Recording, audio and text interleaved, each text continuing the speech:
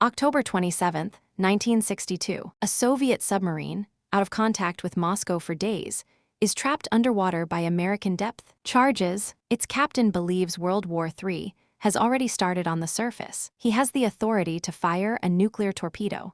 Two of his officers agree to launch. One man says no. If that one man had said yes instead of no, you and I probably wouldn't be here right now. Let's go back to the beginning.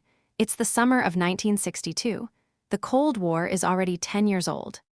The US has nuclear missiles sitting in Turkey and Italy, close enough to hit Moscow in about 10 minutes. Soviet leader Nikita Khrushchev is furious about it and humiliated after a failed CIA-backed invasion of Cuba the year before, known as the Bay of Pigs. So Khrushchev makes a decision that will nearly destroy the planet. He secretly agrees with Fidel Castro to place Soviet nuclear missiles in Cuba, 90 miles off the coast of Florida. If it works, the Soviets suddenly have nuclear weapons close enough to hit Washington, D.C. in under 5 minutes. And nobody in America knows it's happening. Not yet. On October 14, 1962, an American U-2 spy plane flies over Cuba and photographs something the pilots weren't expecting. Construction sites that match, almost exactly, known Soviet missile launch pad designs. 2 days later, President John F. Kennedy is looking at those photos on his desk. He now knows something the American public doesn't. There are nuclear missiles being built 90 miles from Florida, capable of hitting most of the continental United States within minutes of launch. Kennedy quietly assembles a small group of advisors, later known as XCOM, and for 6 days they meet in total secrecy. Some advisors want immediate airstrikes, some want a full invasion of Cuba. Kennedy is worried any of those options could trigger a Soviet response in Berlin, or worse, an all-out nuclear exchange. On October 22nd, Kennedy goes on national television and tells the American public the truth. Soviet nuclear missiles are in Cuba.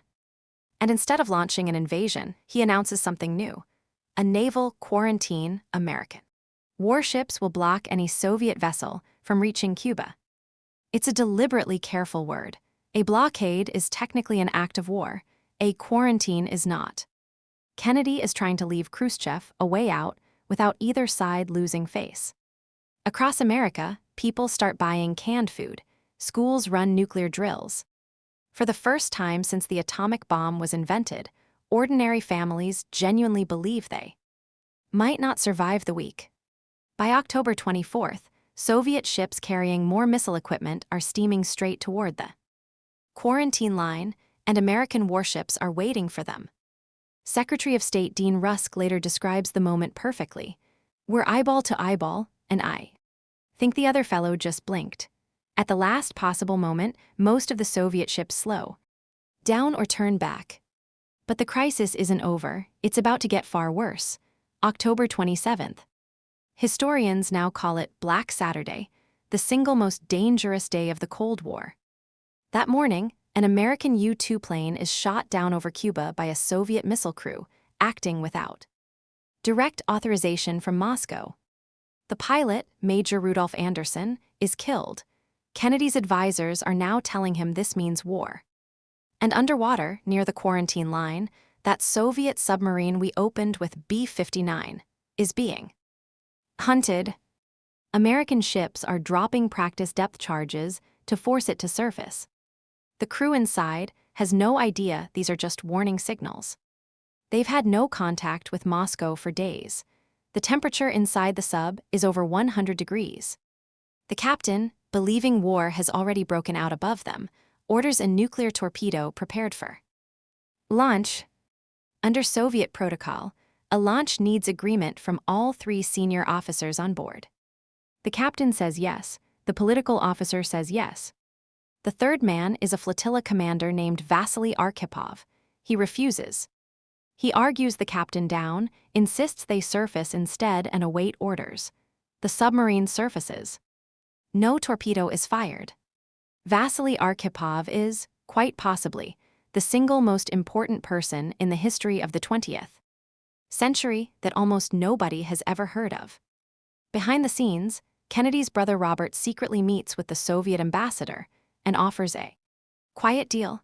The U.S. will remove its missiles from Turkey, but only later and only if it's never announced publicly, so Kennedy doesn't look like he negotiated under pressure.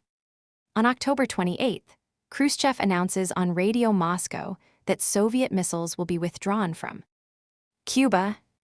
The world exhales. The secret part of the deal, the missiles quietly pulled from Turkey, wouldn't be confirmed publicly for decades. 13 days.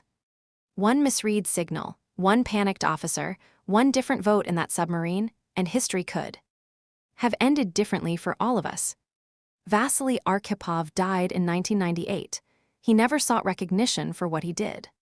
If you want the next story about the people history almost forgot, hit subscribe because this channel exists to tell you the true stories nobody taught you in school.